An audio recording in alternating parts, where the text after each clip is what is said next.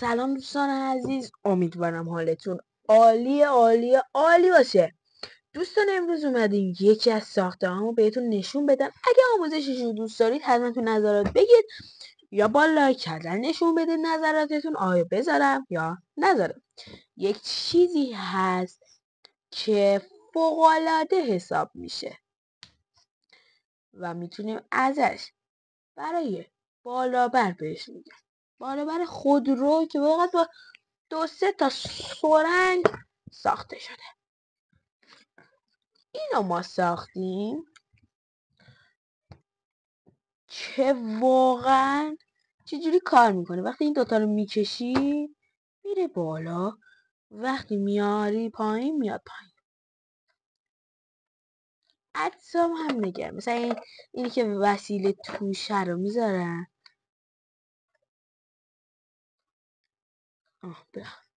آروم سرعتی میاد پایین. یا مثلا اینجوری میکنن، یکی پایین یکی هم پایین با سرعت شما فقط یک به کارتون محکم نیازمند هستید که بتونید اینو درست کنید. 1 2 4 تا سرنگ و شلنگایی که هم برای ببینید مثلا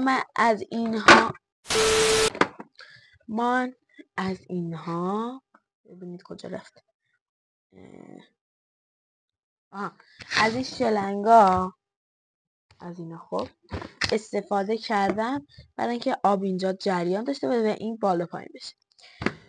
خب به 8 از این کارتونا نیازه که به هم دیگه بچسبونید. 4 تا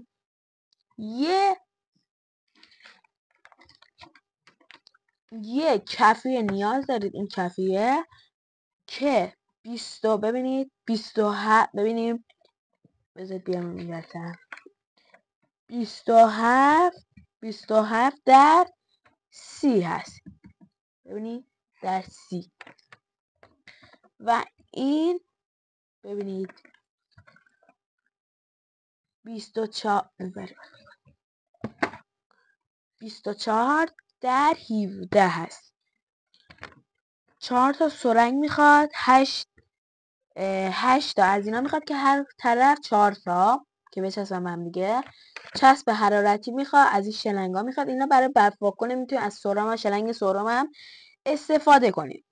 دوستان اگه آموزش تکمیلیشو میخواید حتما توی کامنت ها یا با لایک کردن نشون بدید یا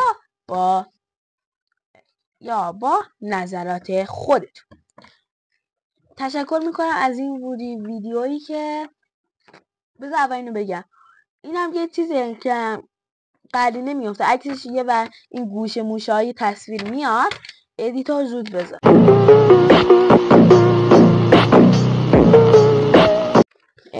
میاد حالا چیز بکنیم و از اون ویدیو رینگ لایت هر دوتا باش ممنونم که واقعا دنبال کردید. انتظاری زیاد پیش نمیرفت.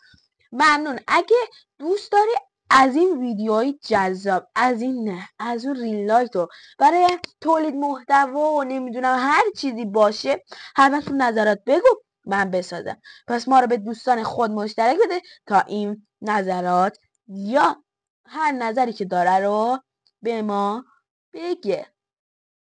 سابسکرایب یادت نشه. اینم قرینه است. عکسش دوباره این بغل میاد قرینه است. سابسکرایب یادت نشه. لایک کنید. زنگوله بغلش رو بزنید. همیشه فعال باشه.